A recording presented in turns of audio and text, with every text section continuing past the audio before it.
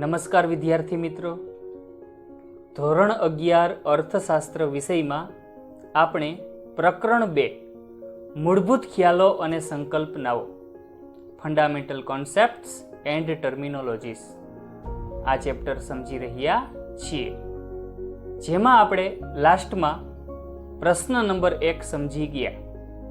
કિંમત અને મૂલ્યનો અર્થ આપો તેમજ ઉપયોગિતા મૂલ્ય અને વિનિમય મૂલ્ય વચ્ચે શું સંબંધ છે ચર્ચો, એના વિશેની આપણે વાત કરી. આજે આપણે પ્રશ્ન 2 વસ્તુઓના પ્રકારો સમજાવો આ પ્રશ્ન સમજવાનો છે. વસ્તુઓના વિભિન્ન પ્રકારો છે. વસ્તુઓના 5 દ્રષ્ટિકોણથી પ્રકારો પાડવામાં આવ્યા છે, એની આપણે ડિટેલમાં ચર્ચા કરશું. પણ એ પહેલા વસ્તુઓ કોને કહેવાય એનો આપણે અર્થ જોઈ લઈએ. જે ભૌતિક બાબતો દ્વારા માણસની જરૂરિયાતો સંતોષાય તેને વસ્તુઓ કહેવાય. જે ભૌતિક બાબતો દ્વારા માણસની જરૂરિયાતો સંતોષાય એને વસ્તુઓ કહેવાય. દાખલા તરીકે ખોરાક, મોબાઈલ, ટીવી, ફ્રીજ વગેરે વસ્તુઓ છે જેનાથી માનવીની જરૂરિયાત સંતોષાય છે. ખોરાક, મોબાઈલ, ટીવી, ફ્રીજ આ બધી ભૌતિક વસ્તુઓ જેને આપણે નરી આંખે જોઈ શકીએ છીએ, સ્પર્શી શકીએ છીએ. આવી વસ્તુઓ દ્વારા માનવીની વિભિન્ન જરૂરિયાતો સંતોષાય છે. એટલે વસ્તુઓ માટે આપણે આવી વ્યાખ્યા યાદ રાખવાની કે જે ભૌતિક બાબતો દ્વારા માણસની જરૂરિયાત સંતોષાય તેને વસ્તુઓ કહેવાય. હવે વસ્તુઓનું જે વર્ગીકરણ તૈયાર કરવામાં આવ્યું છે એ આ મુજબ છે. ભૌતિકતાના આધારે વસ્તુઓના 2 પ્રકાર, ભૌતિક વસ્તુ અને અભૌતિક વસ્તુ. પ્રાપ્યતાના આધારે 2 પ્રકાર, સર્વ સુલભ વસ્તુ તેમજ આર્થિક એટલે કે અછતવાળી વસ્તુ. ટકાઉપણાને આધારે વસ્તુઓના 2 પ્રકાર, ટકાઉ વસ્તુ અને નાશવંત વસ્તુ. માલિકીને આધારે વસ્તુઓના 2 પ્રકાર, ખાનગી વસ્તુ અને જાહેર વસ્તુ. વપરાશના આધારે વસ્તુઓના 2 પ્રકાર, વપરાશી વસ્તુ અને ઉત્પાદક વસ્તુ. આ રીતે 5 દ્રષ્ટિકોણથી વસ્તુઓના પ્રકાર પાડવામાં આવ્યા છે, જે દરેકની આપણે ચર્ચા કરવાની છે. 2 માર્કમાં એવા પણ ક્વેશ્ચન પૂછાય કે ભૌતિકતાના આધારે વસ્તુઓના પ્રકાર સમજાવો, પ્રાપ્યતાના આધારે વસ્તુઓના પ્રકાર સમજાવો, ટકાઉપણાને આધારે, માલિકીને આધારે કે પછી વપરાશને આધારે વસ્તુઓના પ્રકાર સમજાવો. જો 2 માર્કમાં આ રીતના ક્વેશ્ચન પૂછાય તો એના જે પેટા મુદ્દા છે એનો અર્થ તેમજ ઉદાહરણ બધું જ લખવાનું થાય. સૌથી પહેલા આપણે ભૌતિકતાના આધારે વસ્તુઓના પ્રકાર સમજીશું. ભૌતિકતાના આધારે વસ્તુઓના 2 પ્રકાર છે, ભૌતિક વસ્તુ ફિઝિકલ ગુડ્સ અને અભૌતિક વસ્તુ નોન ફિઝિકલ ગુડ્સ, જેને આપણે સર્વિસીસ કહીએ છીએ, સેવાઓ. ભૌતિક વસ્તુઓ કોને કહેવાય? કે જે વસ્તુઓને આપણે નરી આંખે જોઈ શકતા હોય, જે વસ્તુઓનું માપન કરી શકાતું હોય, આવી વસ્તુઓને ભૌતિક વસ્તુઓ તરીકે ઓળખવામાં આવે છે. જેમ કે ખોરાકની વસ્તુ જેને આપણે જોઈ શકીએ છીએ, દૂધ, શાકભાજી, બિસ્કિટ, બધી જ વસ્તુઓને આપણે જોઈ શકીએ છીએ, જેનું માપન પણ થઈ શકે છે. આ ભૌતિક વસ્તુઓ. તેમજ વપરાશની તમામ વસ્તુઓ જેને આપણે ભૌતિક વસ્તુઓ તરીકે ઓળખશું. ટીવીનો વપરાશ કરીએ છીએ, ઘરઘંટી, વોશિંગ મશીન, વાહન, આ બધી જ એવી વસ્તુઓ છે જેને આપણે નરી આંખે જોઈ શકીએ છીએ, જેનું માપન કરી શકાય છે. બધી જ વપરાશની વસ્તુઓ છે એ ભૌતિક વસ્તુ. ભૌતિકતાના આધારે વસ્તુનો બીજો પ્રકાર અભૌતિક વસ્તુ, જેને આપણે સેવાઓ તરીકે પણ ઓળખશું. અભૌતિક વસ્તુઓ એટલે સેવાઓ. એવી વસ્તુઓ જે સેવાઓ સ્વરૂપે હોય એને આપણે અભૌતિક વસ્તુઓ તરીકે ઓળખશું, જેને આપણે નરી આંખે જોઈ શકતા નથી, સ્પર્શી શકતા નથી, પણ એનો લાભ લઈ શકાય છે. એક્ઝામ્પલ તરીકે ડૉક્ટરની સેવા. બીમારીમાં ડૉક્ટરની દવાખાને જઈએ આપણે, ડૉક્ટરની સેવાનો આપણે લાભ લઈએ છીએ. દવાખાને આપણે ફી ચૂકવીએ છીએ 1000 રૂપિયા કે 1200 રૂપિયા, બદલામાં આપણને કોઈ વસ્તુ પ્રાપ્ત થતી નથી, સેવા પ્રાપ્ત થાય છે, ડૉક્ટરની સેવા પ્રાપ્ત થાય છે. એ જ રીતે વકીલની સેવા, સંગીતકારની સેવા, શિક્ષકની સેવા. આપણે સ્કૂલે ભણવા માટે જઈએ છીએ તો ત્યાં કોઈ વસ્તુ આપણને બદલામાં મળતી નથી, શિક્ષણ ફીના બદલામાં આપણને કોઈ વસ્તુ પ્રાપ્ત થતી નથી, પણ શિક્ષણની સેવા પ્રાપ્ત થાય છે, શિક્ષકોના જ્ઞાનનો આપણને લાભ મળે છે. તો આ પ્રકારની જે સેવાઓ છે એને આપણે અભૌતિક વસ્તુઓ તરીકે ઓળખશું. સંદેશા વ્યવહારની સેવા, જેમ કે આઈડિયા, વોડાફોન, જીઓ, આપણે એમાં રિચાર્જ કરાવીએ છીએ તો માત્ર એની સેવાનો આપણને લાભ મળે છે. 500 રૂપિયાનું કે 600 રૂપિયાનું રિચાર્જ કરાવવાથી આપણને બદલામાં કોઈ વસ્તુ પ્રાપ્ત થતી નથી, પણ સેવા પ્રાપ્ત થાય, કોલિંગની સેવા, ઇન્ટરનેટની સેવા વગેરે. તો આ રીતે ભૌતિકતાના આધારે વસ્તુઓના 2 પ્રકાર પાડી શકાય, ભૌતિક વસ્તુઓ અને અભૌતિક વસ્તુઓ એટલે કે સેવાઓ. ત્યાર પછી પ્રાપ્યતાના આધારે વસ્તુઓના 2 પ્રકાર છે, સર્વસુલભ વસ્તુઓ અને આર્થિક વસ્તુઓ અથવા તો અછતવાળી વસ્તુઓ. સર્વસુલભ વસ્તુઓ એટલે કે ઇઝીલી અવેલેબલ ગુડ્સ, અને આર્થિક વસ્તુ, અછતવાળી વસ્તુ, એને સ્કેર્સ ગુડ્સ. આ રીતે ઓળખી શકાય.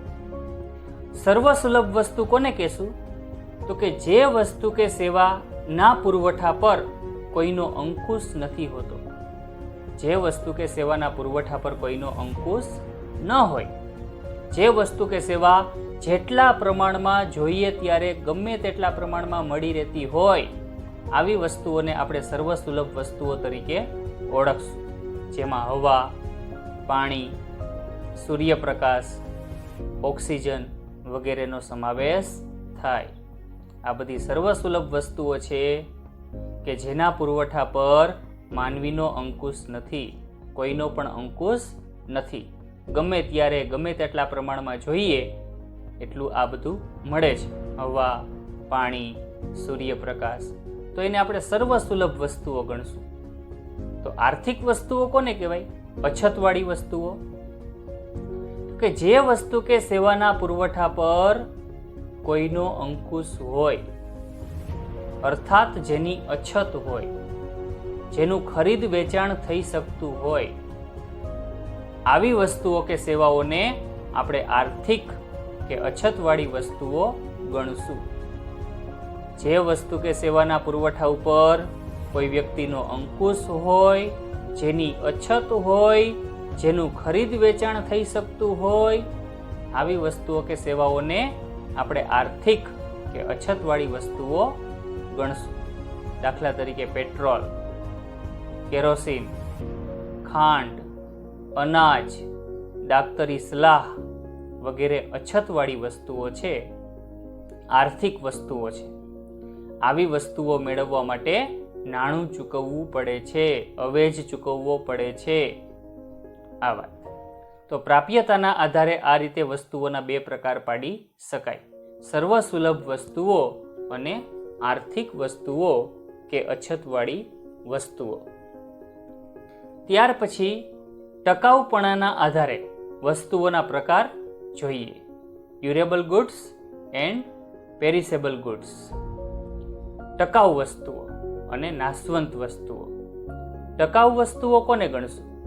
તો કે જે વસ્તુઓ લાંબા ગાળા સુધી ઉપયોગી રહે છે, જે વસ્તુઓનો લાંબા ગાળા સુધી ઉપયોગ થતો રહે છે, આવી વસ્તુઓને આપણે ટકાઉ વસ્તુઓ તરીકે ગણશું. જેમાં કપડાં, ફ્રીજ, ટીવી વગેરેનો સમાવેશ થાય કે જેનો લાંબા સમય સુધી આપણે ઉપયોગ કરી શકીએ છીએ, વાહનો, ઘરઘંટી બધું જ. નાશવંત વસ્તુઓ કોને કહેશું?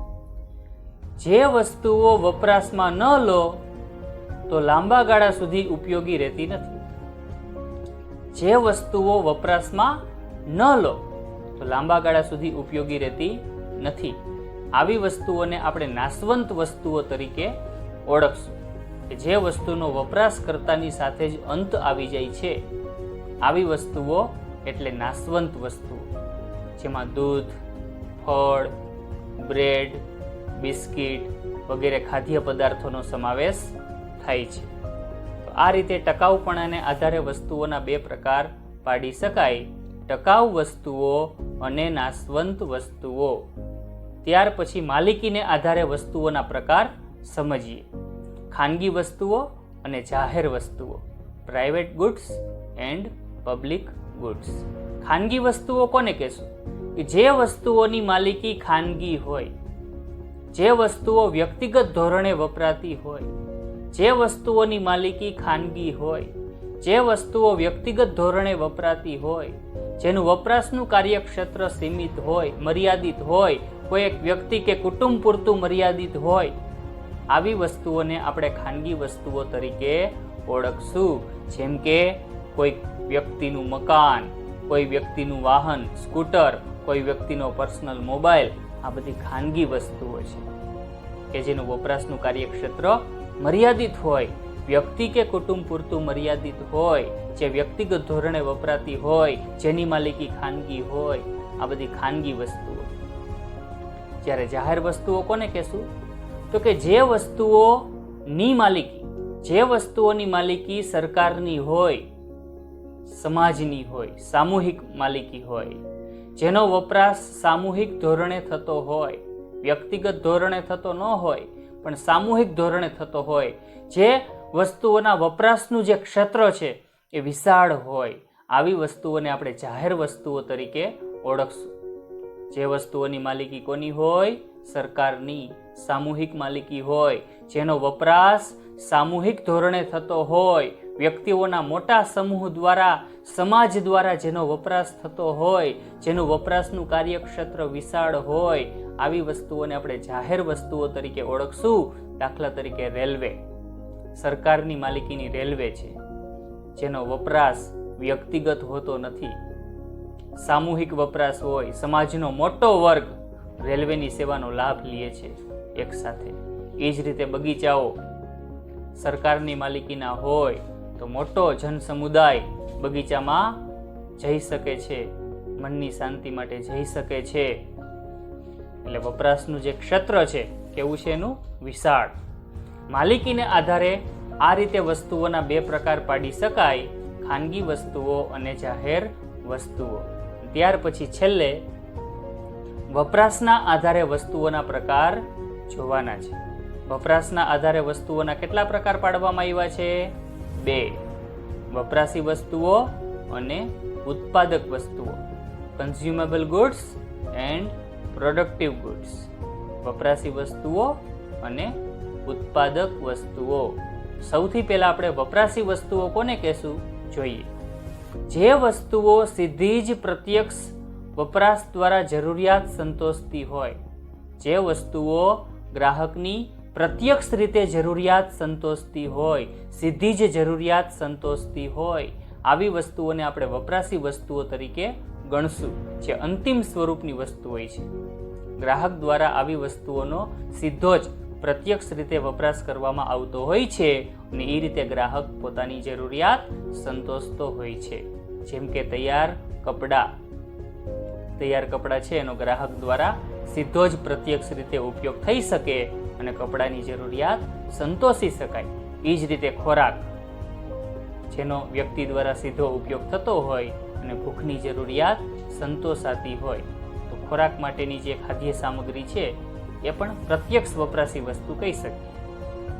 વપરાશના આધારે વસ્તુઓના જે બે પ્રકાર છે, એમાં બીજો પ્રકાર ઉત્પાદક વસ્તુઓ. કોને કહેશું ઉત્પાદક વસ્તુઓ?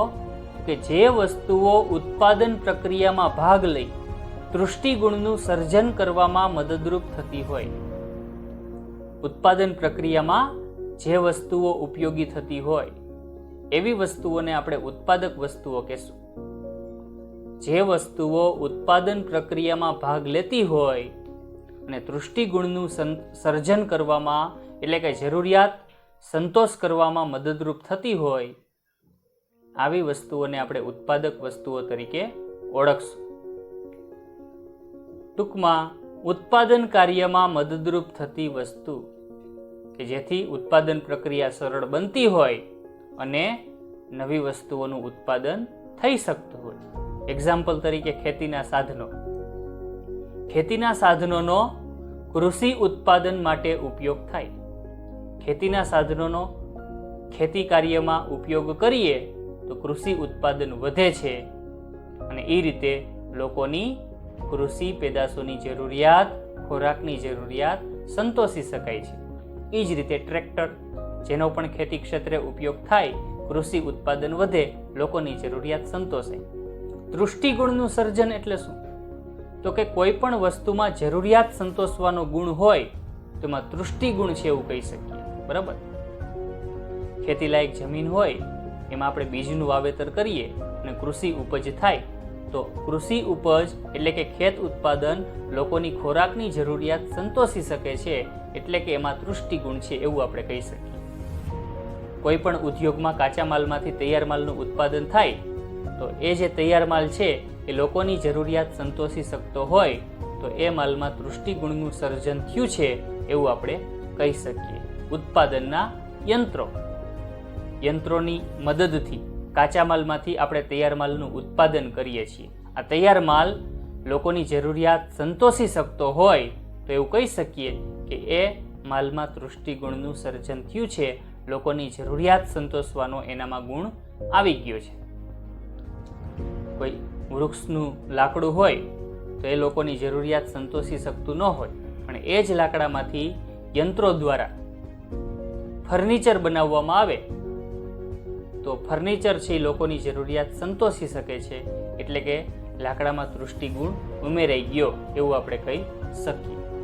તો આ રીતે વસ્તુઓના 5 દ્રષ્ટિકોણથી પ્રકાર પાડવામાં આવ્યા છે. ભૌતિકતાના આધારે, પ્રાપ્યતાના આધારે, ટકાઉપણાના આધારે, માલિકીના આધારે અને વપરાશના આધારે. બધા જ દ્રષ્ટિકોણથી આપણે વસ્તુઓના પ્રકાર છે એ ડિટેલમાં જોઈ ગયા ઉદાહરણ સહિત. તો આ સાથે આપણો જે આ ક્વેશ્ચન છે એ અહીં પૂરો થાય છે. દરેક વિદ્યાર્થી મિત્રોએ આ આખો ક્વેશ્ચન અર્થશાસ્ત્રની પાકી બુકમાં વ્યવસ્થિત રીતે લખી લેવાનો છે અને ન સમજાય તો આ વિડીયો 2 વાર જોઈ લેવો કે જેથી કરીને વ્યવસ્થિત રીતે રિવિઝન પણ થઈ જાય. ઓકે, અસ્તુ.